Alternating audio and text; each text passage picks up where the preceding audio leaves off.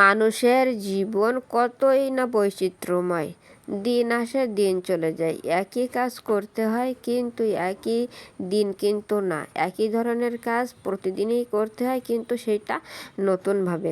আসসালামু আলাইকুম, হ্যালো ভিয়াস, কেমন আছেন আপনারা? আশা করি আল্লাহ তাআলার অশেষ রহমতে ভালোই আছেন। আলহামদুলিল্লাহ, আমিও ভালো আছি। বরাবরের মতো আজও আমি নতুন দিনের নতুন আর একটা ভিডিও নিয়ে আপনাদের মাঝে চলে আসলাম। চলুন আমার এই ভিডিওটি শুরু করা যাক। হ্যাঁ ভিয়াজ, আজও সকালটা অনেক রৌদ্র উজ্জ্বল ছিল, তাই আমার প্রতিদিনের যে অভ্যাস সকালবেলা উঠে একটু হাঁটাহাঁটি করা, তাই সকালে উঠে আমি রাস্তার সাইডে হাঁটছিলাম। হাঁটার সময় এই যে কত সুন্দর গাছ, এই গাছটা দেখে আমি আপনাদের সাথে শেয়ার না করেই পারলাম না। কি গাছ আমি নিজেই জানি না, কত সুন্দর ফুল ফুটে রয়েছে। আর সামনে দেখুন কত সুন্দর প্রজাপতি উড়ে যাচ্ছে।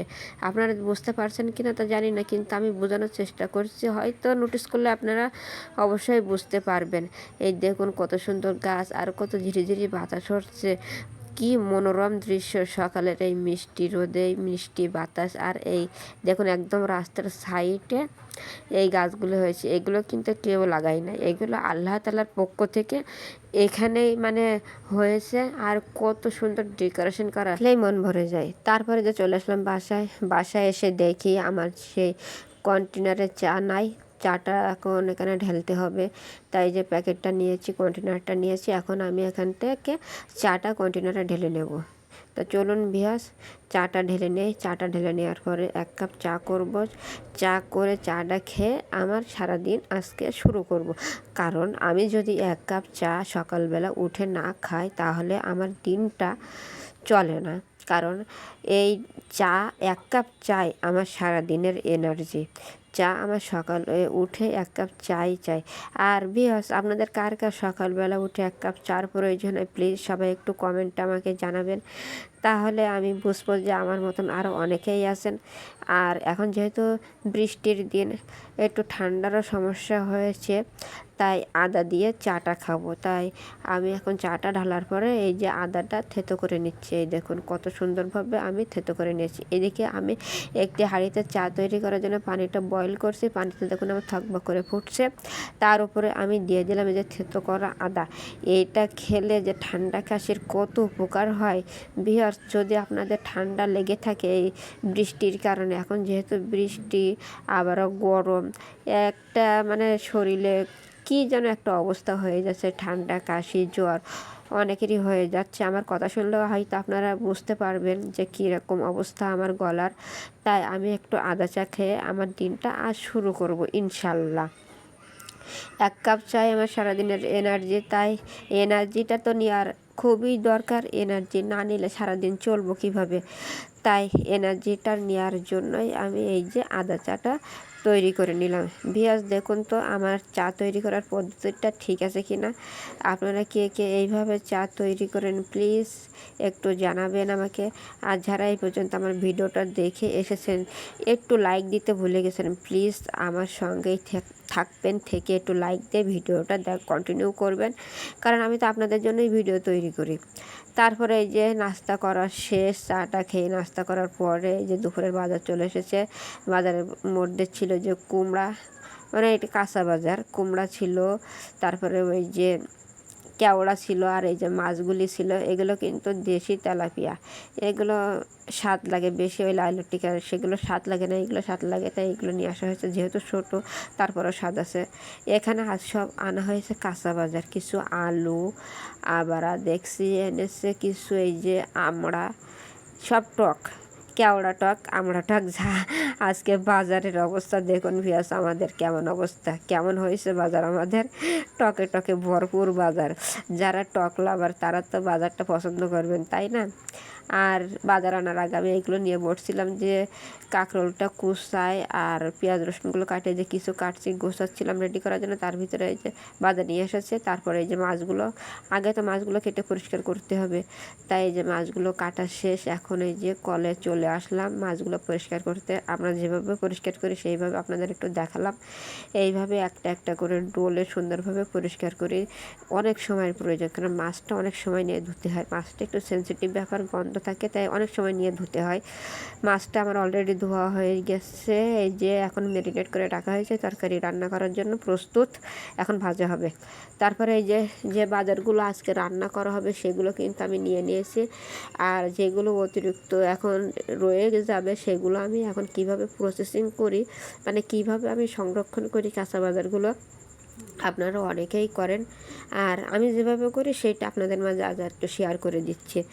এই যে আমি কিছু কাঁকরোল, মানে আর লাগবে না কাঁকরোলগুলো, তাই সেগুলো আমি প্যাকেট করে নিচ্ছি। আর এই যে আমরা সব কিছুই তো আজকে রান্না করা যাবে না, আমড়াগুলো আজকে রান্না করব না, তাই আমড়াগুলো এখন আমি একটা প্যাকেট করে নিচ্ছি। এইভাবে করে এই যে পলিথিনে করে রাখলে অনেকক্ষণ, মানে যদি হাওয়া না লাগে তাহলে কিন্তু অনেক দিন ভালো থাকে, তাই আমি এইভাবেই রাখি। আপনারা কে কীভাবে রাখেন আর আপনাদের যদি টেকনিক থাকে তো আমাকে একটু জানাবেন। আর এই যে সে কেওড়া, এইটা আমার সবথেকে বড় কেওড়া, আমি খাওয়া জন্য রাখছিলাম, কিন্তু দুঃখের বিষয় আমি টক খেতে পারি না ভিউয়ার্স। আমি খেতেই পারিনি, এটা শুধু রাখছিলাম বড় দেখে, কিন্তু আমি খেতেই পারিনি। এক কামড় নিয়ে আমার খাওয়া শেষ, দাঁত একদম টক হয়ে বাজে অবস্থা। এই দেখুন ভিউয়ার্স, এইখানে কিছু পেঁয়াজ আছে, এগুলো আগে ছিল। আলু শেষ, আলু আমি এক সাইডে রেখে দিলাম। এটা হচ্ছে একটা প্লাস্টিকের খাঁচা, সেখানে আমি রাখলাম এইভাবে।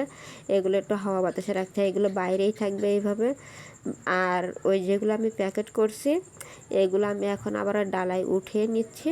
এগুলো আমি এখন ফ্রিজ আপ করবো। আর এই যে কিছু মাছ, সবগুলো লাগবে না, তাই কিছু মাছও আমি এই যে প্যাকেট করে নিয়েছি। এখন আমি এগুলো ফ্রিজে, মানে সংরক্ষণ করছি। মাছটা ডিবে রেখে দিলাম। আর ডিবে রাখার পরে দেখলাম ওখানে হবে না, তাহলে একটু সরিয়ে রাখলাম।